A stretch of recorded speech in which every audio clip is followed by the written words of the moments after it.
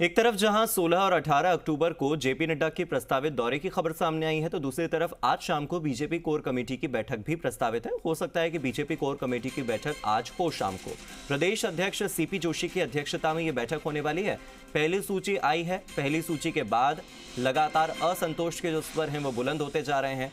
अब बाकी के बचे नामों पर मंथन करना बहुत ज़रूरी हो जाता है, क्योंकि चुनाव में बहुत ज़्यादा दिन बाकी नहीं है। प्रचार के लिए बहुत ही कम समय मिलने वाला है उम्मीदवारों को। ऐसे में चुनाव प्रबंधन और चुनाव प्रचार को लेकर रणनीति बनाई जा सकती है आज की इस बैठक में।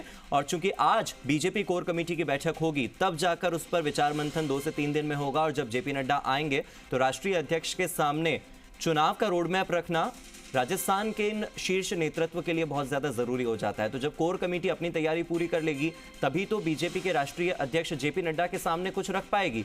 तो उनके सामने रखने के लिए जो रणनीति तैयार होने वाली है राजस्थान में, वो आज तय हो सकती है। आज जो बैठक प्रस्तावित है शाम को, उसमें बीजेपी कोर कमेटी बैठेगी।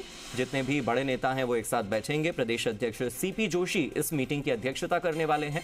सीपी जोशी तमाम राजनेताओं से बात करेंगे। बीजेपी के जो कोर ग्रुप के लोग हैं वो बताएंगे कि किस सीट से किसे टिकट देना चाहिए, किसे नहीं देना चाहिए। क्योंकि एक तरफ कांग्रेस है जो कि अभी सारा फैसला आलाकमान पर छोड़ने जा रही है, तो बीजेपी फिलहाल लोकल लेवल पर ही, स्थानीय लेवल पर ही सर्वे के आधार पर टिकटों का बंटवारा करने पर ध्यान दे रही है।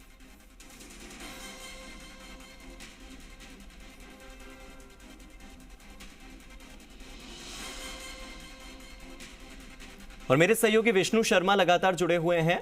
विष्णु, आज कोर कमेटी की मीटिंग है। ऐसा माना जा रहा है कि आज जो बैठक होगी, इसमें जो रणनीति तय होगी, उसी रणनीति को एज अ रोड मैप पेश किया जाएगा जेपी नड्डा के सामने 16 और 18 अक्टूबर को। बिल्कुल ये सही है। आज कोर कमेटी की जो बैठक प्रस्तावित है, उसमें तमाम जो बीजेपी के दिग्गज है, राजस्थान बीजेपी के नेता हैं, वो रहेंगे। बीजेपी प्रदेश अध्यक्ष सीपी जोशी के अलावा प्रदेश प्रभारी अरुण सिंह है, प्रदेश चुनाव प्रभारी है केंद्रीय मंत्री प्रहलाद जोशी, वो इस मीटिंग में रहेंगे। इसके अलावा पूर्व मुख्यमंत्री वसुंधरा राजे, उनको भी मीटिंग में रहना है। वही केंद्रीय मंत्री गजेंद्र सिंह शेखावत मीटिंग में रहेंगे।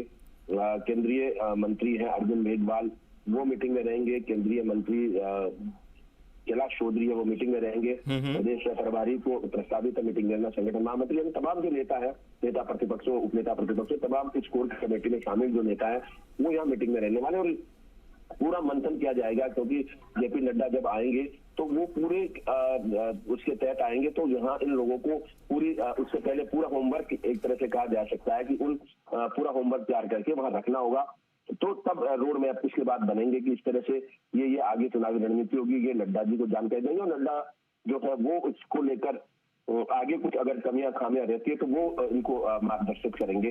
तो ये पूरी जो मीटिंग है वो रहेगी, क्योंकि लगातार अब देखा जा रहा है कि अमूमन ये मीटिंग जल्दी जल्दी बुलाई जा रही है। अभी पिछले दिनों पीएम मोदी जब जोधपुर दौरे पे आए थे 5 अक्टूबर को, तो 4 अक्टूबर को कोर कमेटी बुलाई गई थी। वो भी देर रात कोर कमेटी हुई थी और लंबी बैठक उसमें चली थी।